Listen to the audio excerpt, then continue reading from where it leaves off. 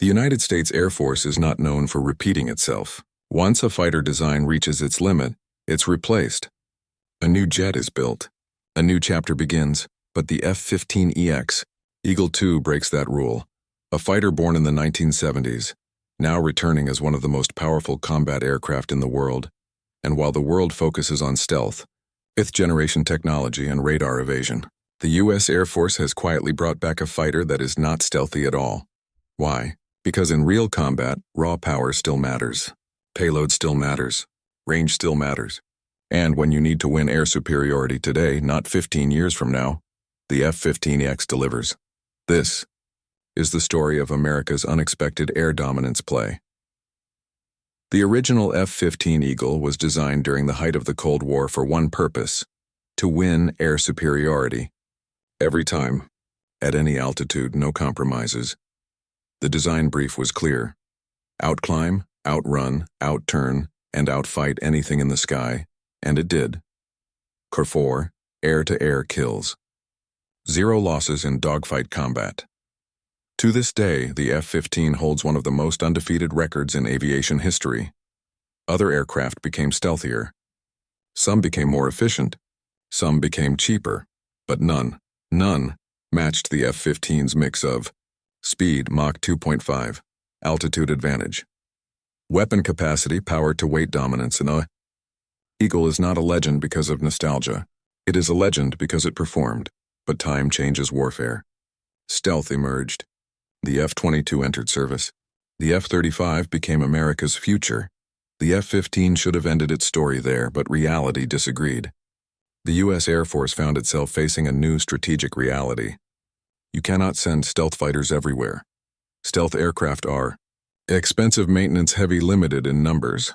And while the F-35 is an excellent multi-role platform, it was never designed to carry hypersonic missiles, oversized standoff weapons, heavy air dominance payloads, nor was it meant to perform constant day-to-day air policing at high tempo without driving up operational costs.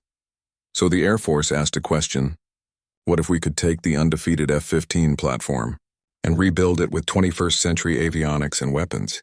Not a museum revival. A modernized heavyweight air dominance fighter. Thus, the F-15EX Eagle II was born. The F-15EX carries nearly 13.5 tons of munitions. That is more than any other fighter in U.S. inventory. It can carry 22 air-to-air missiles, or a full mix of long-range strike weapons or hypersonic missiles measuring over 20 feet, where stealth fighters sacrifice payload for radar signatures. The F-15EX flips the equation. Be seen, but hit first.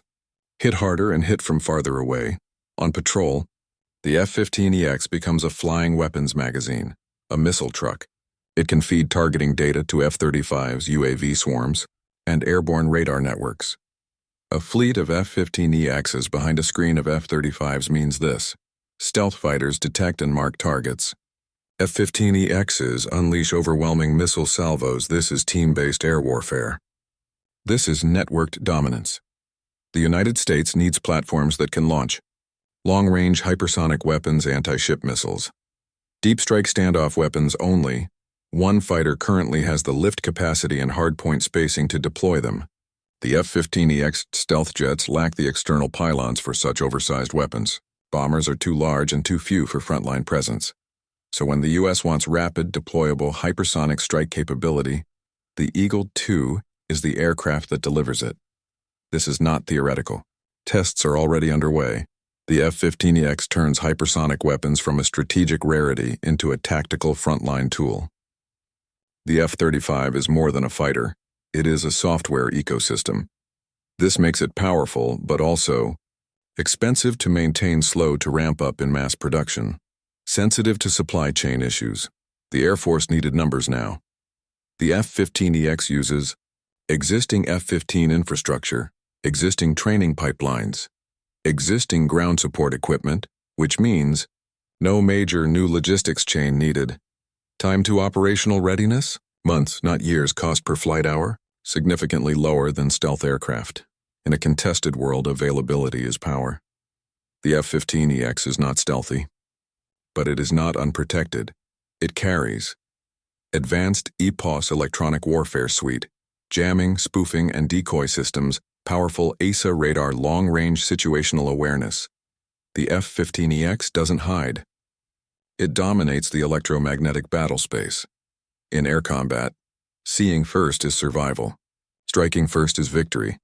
The F-15EX is designed to fight in defended airspace, supported by AWACS satellite Stealth Scouts ground radar networks, and its altitude performance allows something stealth aircraft rarely do.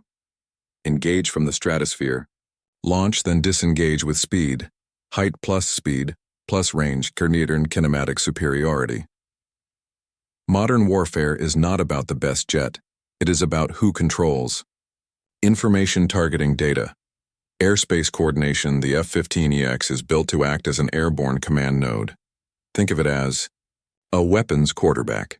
It receives data from satellites, drones, AWACS, stealth fighters, then launches the strike. One pilot, one aircraft, controlling the flow of battlefield firepower. This makes the F-15EX not just a fighter, but a force multiplier.